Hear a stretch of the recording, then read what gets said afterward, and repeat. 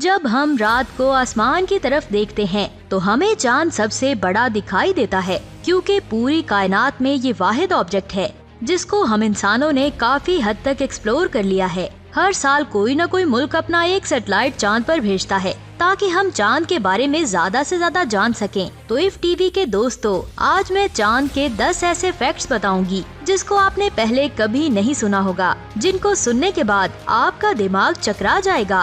Video शुरू करने से पहले आपसे गुजारिश है कि अगर आपने हमारे चैनल इफ टीवी को सब्सक्राइब नहीं किया तो बराए मेहरबानी हमारे चैनल को सब्सक्राइब करके वीडियो को लाइक जरूर करें, क्योंकि आप लाइक करते हैं तो हमारा हौसला बढ़ता है। नंबर 1, चांद जो हमारी जमीन का नेचुरल सैटेलाइट है और ये हमारे सूरज के सबसे करीब वाला नेचुरल सैटेलाइट भी है। जी हाँ, आपने सही सुना। जमीन जो हमारे सोलर सिस्टम का तीसरा प्लेनेट है जिसके पास एक नेचुरल सैटेलाइट यानी कि मून है, लेकिन हमारे सोलर सिस्टम के पहले और दूसरे प्लेनेट यानी मरकरी और वीनस के पास कोई भी नेचुरल सैटेलाइट मौजूद नहीं है, जिसकी वजह से हमारा चांद सूरज के सबसे करीब वाला नेचुरल सैटेलाइट है। नंबर 2, आपने बचपन से ये सुना या पढ़ा है कि चांद सूरज की रोशनी की वजह से चमकता है, यानी ये सूरज से आने वाली रोशनी को रिफ्लेक्ट करता है, जबकि हमारी जमीन या कोई भी प्लेनेट ऐसा नहीं कर सकता। यहाँ मैं आपको बता दूं, ऐसा बिल्कुल भी नहीं है।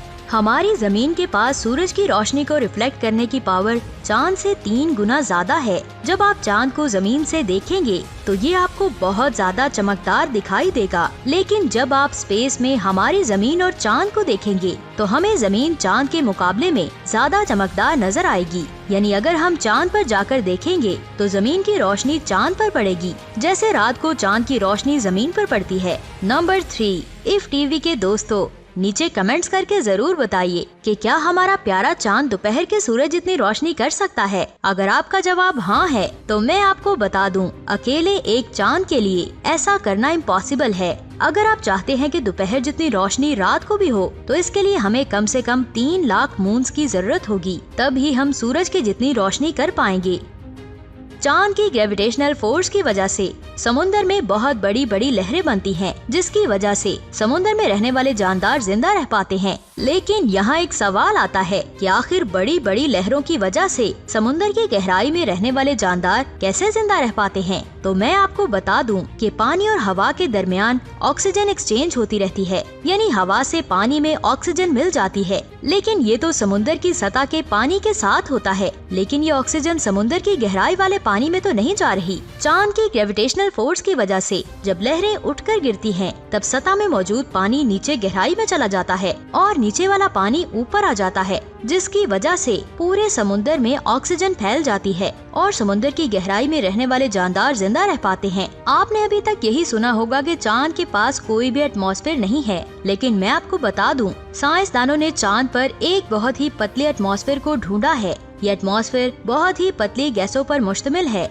इसलिए इसे एक्सोस्फेयर लेयर कहा जाता है। इस एटमॉस्फेयर में एर्गोन, हीलियम, नियोन और यहाँ तक कि सोडियम पोटाशियम भी गैसेस की फॉर्म में मौजूद है। ये एटमॉस्फेयर इतना पतला है कि इसके होने या ना होने से कोई फर्क नहीं पड़ता। नंबर 7, हमारी जमीन के मोटे एटमॉस्फेयर की वजह से जमीन पर आने वाले मेट्रॉइड्स जमीन की सरफेस पर आने से पहले ही खत्म हो जाते हैं, लेकिन चांद पर एटमॉस्फेयर ना होने के बराबर है, जिसकी वजह से यहाँ पर एस्ट्रॉइड्स और मेट्रॉइड्स गिरते हैं। इसीलिए चांद की सतह पर ये क्रेटर्स यानी गड्ढे बन गए हैं। चांद की सतह पर 5185 ऐसे क्रेटर्स हैं जिसका डायमीटर 20 किलोमीटर है। 10 लाख क्रेटर्स 1 किलोमीटर से बड़े हैं और 50 करोड़ क्रेटर्स 10 मीटर तक बड़े हैं। चांद पर मौजूद इन क्रेटर्स के नाम फेमस साइंटिस्ट्स और फेमस एस्ट्रोनॉमर्स के नाम पर रखे गए हैं। Number 8, south pole Aitken basin चांद पर सबसे बड़ा क्रेटर है, जो एक एस्ट्रॉइड के टकराने की वजह से बना था।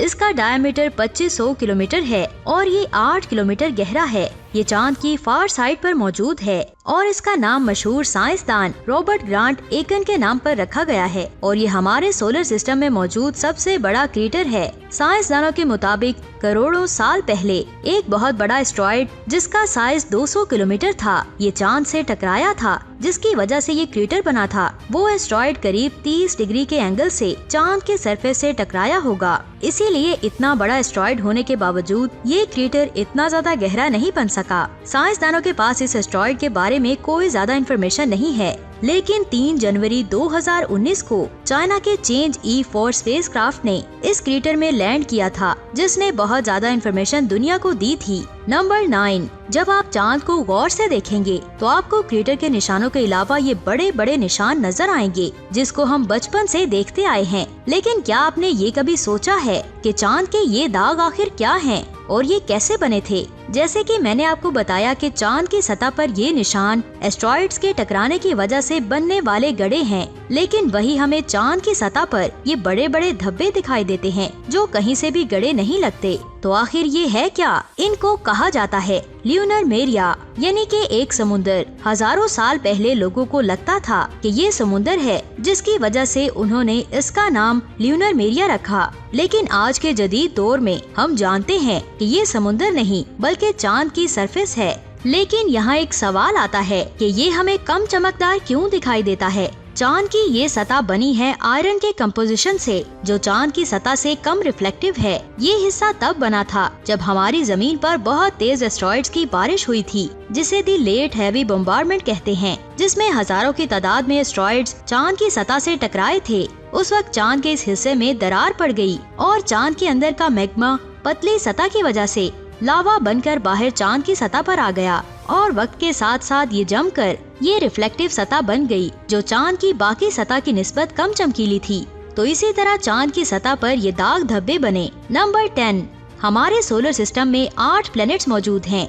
साइज के लिहाज से हमारी जमीन 5वां प्लैनेट है और हमारे सोलर सिस्टम में मौजूद तमाम मून्स में से हमारा चांद भी साइज के लिहाज से 5वें नंबर पर आता है, जिसमें गैनीमेड पहला, टाइटन दूसरा, कैलिस्टो तीसरा, आईओ चौथा और हमारा चांद 5वें नंबर पर आता है। और हमारा चांद हमारे सोलर सिस्टम में मौजूद तमाम ड्वार्फ प्लैनेट से बड़ा है। तो दोस्तों, आज की अमेजिंग वीडियो आपको कैसी लगी? नीचे कमेंट्स करके जरूर बताएं। अगर अच्छी लगी तो इस वीडियो को लाइक करके अपने दोस्तों के साथ जरूर शेयर करें और ऐसी मजीद अमेजिंग वीडियोस को देखने के लिए हमारे चैनल इफ टीवी को सब्सक्राइब करके बेल आइकन को प्रेस कर दें, ताकि आपको नई आने वाली वीडियोस के नोटिफिकेशन मिल सके। अपना बहुत सारा ख्याल रखिएगा। खुदा हाफिज।